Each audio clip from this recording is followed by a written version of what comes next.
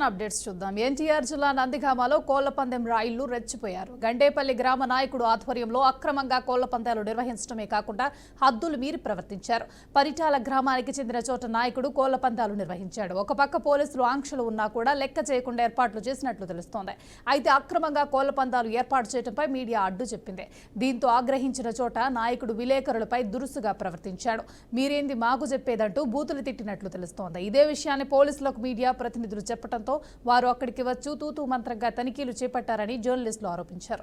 ప్రత్యక్షంగా సాక్ష్యాలు కనిపిస్తున్న అధికారులు నిర్లక్ష్యంగా వహించారని మండిపడ్డారు. ఎన్టీఆర్ జిల్లా నందిగామలో కోళ్లపందెం రాయిళ్లు రెచ్చిపోయారు. గండేపల్లి గ్రామ నాయకుడు ఆధ్వర్యంలో అక్రమంగా కోళ్లపందాలు నిర్వహించడమే కాకుండా హద్దులు మీర్పి ప్రవర్తించారు. పరిటాల గ్రామానికి చెందిన చోట నాయకుడు కోళ్లపందాలు నిర్వహించాడు. ఇదే అంశానికి సంబంధించి పూర్తి సమాచారాన్ని మా ప్రతినిధి సుబ్బు అందిస్తారు. చెప్పండి సుబ్బు, మీ దగ్గర ఉన్న అప్డేట్స్ ఏంటి?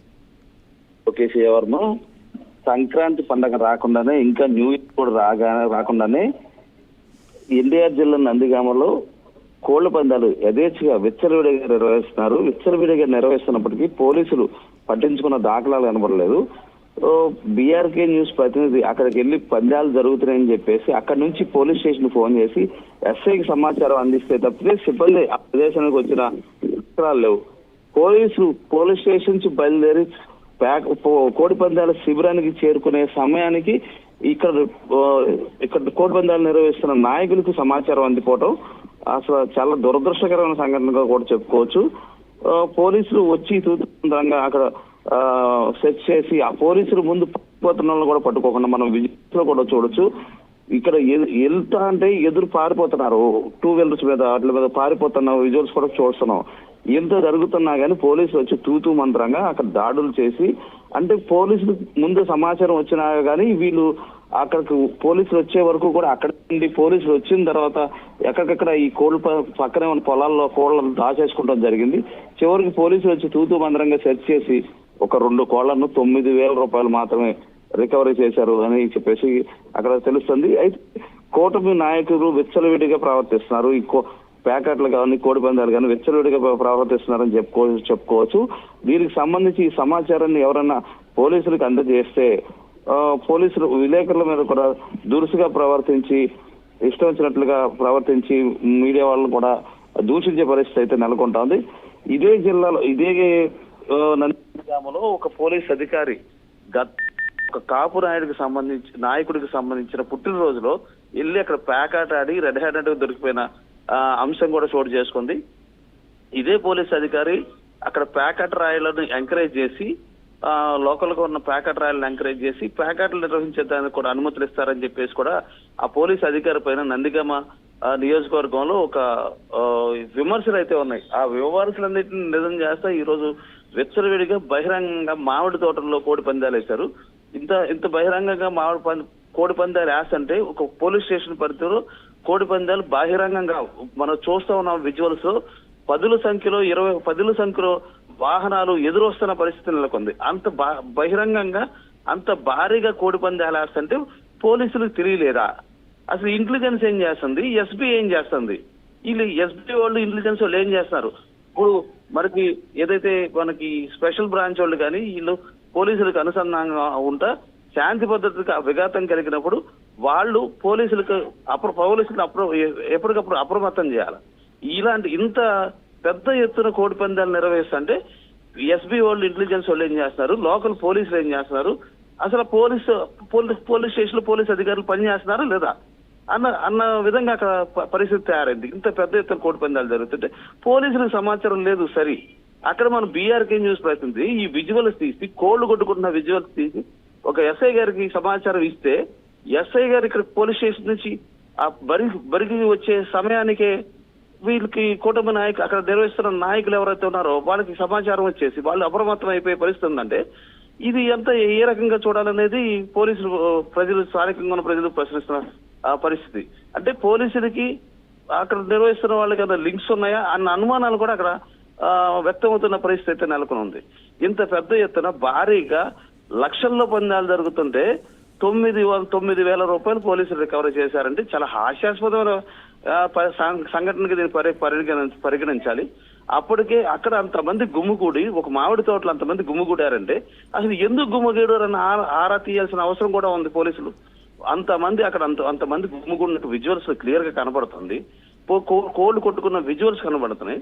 ఇంత జరిగినప్పటికీ అక్కడ ఏమీ జరగలేదన్నట్టుగా పోలీసులు వచ్చి తూతూ మంత్రంగా ఒక ఇదైతే చేసి ఇక్కడ కోడి పందాలు నిర్వహించకూడదని ఒక స్లోగన్ అయితే చెప్పేసి ఆ 2 కోళ్లను పట్టుకెళ్లి 9,000 రూపాయలు పట్టుకెళ్లారంటే ఇది టోటల్ గా పోలీస్ శాఖ నిర్లక్ష్యం అని చెప్పుకోవాలా, లేకపోతే కూటమి నాయకుల బలం అని చెప్పుకోవాలా? నాయకులు అక్కడ వేస్తున్న కోడి పందాలు వాళ్ళకున్న మా హంగ్ ఇది, మా ఆర్భాటం ఇది, మేము అధికారంలోకి వచ్చాం కాబట్టి మేము ఏదైనా చేస్తాం, పోలీసులు మాకు అడ్డు చెప్పకూడదని పోలీసులు కూడా నాయకులు శాసిస్తున్న పరిస్థితి ఇది, లేకపోతే పోలీసులు వాళ్ళు ఏం చేయలేని పరిస్థితి, రాజకీయ ఒత్తిళ్లు వస్తున్నాయని అనుకోవాలా, లేకపోతే పోలీసు ఉన్నట్టు వదిలేస్తున్నారు అనుకోవాలా? ఇది మొత్తం కూడా ఒక చాలా బయటకి చాలా చెడు సంకేతాలు అయితే తీసుకెళ్తున్న పరిస్థితి అయితే ఉంది.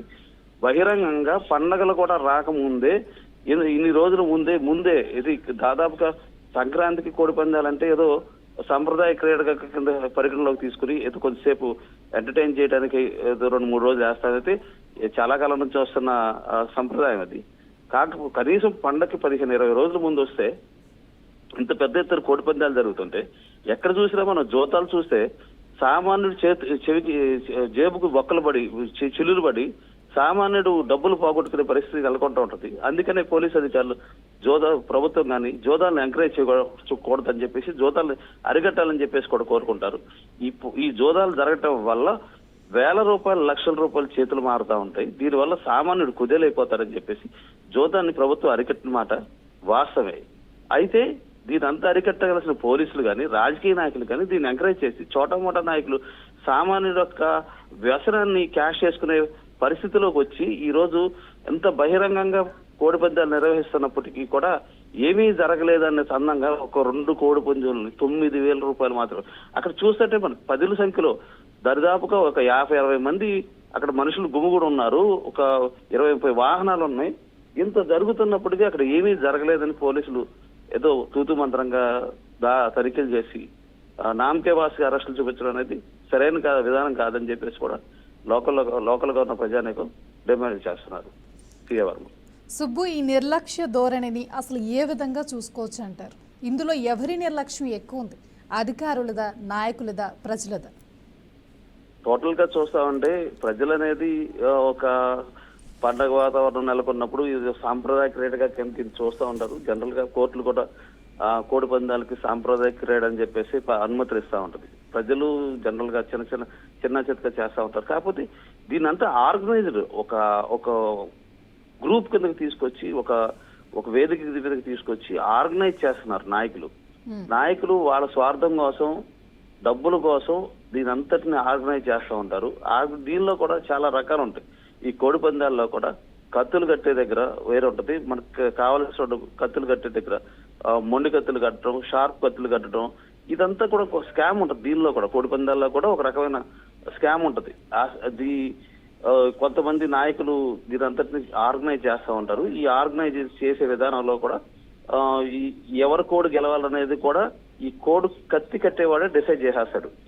ఆ కోడిని గెలిపించాలి, ఈ కోడిని గెలిపించాలని కత్తులు కట్టే దగ్గర కొంచెం లూజ్ గా కత్తులు కట్టడం, టైట్ గా కత్తులు కట్టడం, మొద్దు కత్తులు కట్టడం, ఇదంతా కూడా ఒక ఆర్గనైజ్డ్ వ్యవస్థ. మామూలుగా సంప్రదాయం కింద వేస్తే కనుక అసలీ పద్యాలు అంటారు, అవి కోడి టు కోడికి ఆడతారు. కత్తులు కట్టే వ్యవహారం ఉండదు. కత్తులు కట్టి కోడి పందెం చేస్తే అది చట్టరీత్యా నేరం అని చెప్పేసి కోర్టులు కూడా ఇప్పటి నుంచో చెప్తా ఉన్నాయి. అయితే ఇదంతా కూడా కొంతమంది ఆర్గనైజ్ చేస్తారు.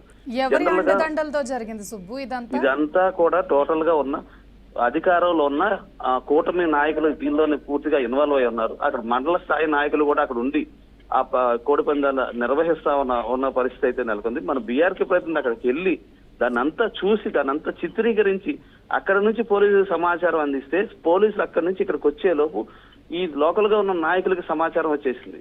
అంటే టోటల్ గా ఈ పోలీస్ స్టేషన్ లో వాళ్ళకి సమాచారం ఇచ్చేవాళ్ళు ఉన్నారా, టోటల్ గా ఇదంతా చూడాల్సి ఉంది. దీనిపైన ఉన్నతాధికారులు కూడా చర్యలు తీసుకోవాలి. అయితే ఈ టోటల్ గా ఈ నియోజకవర్గంలో ఇక్కడ జోదాలు జరగడానికి ఒక ఉన్నతాధికారి గతంలో ఒక 2 చోట్ల ప్యాకాట్లు ఆడి ప్రోత్సహించిన అధికారులు ఉన్నారు. ఆయన మీద చర్యలు తీసుకోవాలని చెప్పేసి లోకల్లో డిమాండ్ అనిపిస్తుంది. Thank you Subbu, thanks for the update.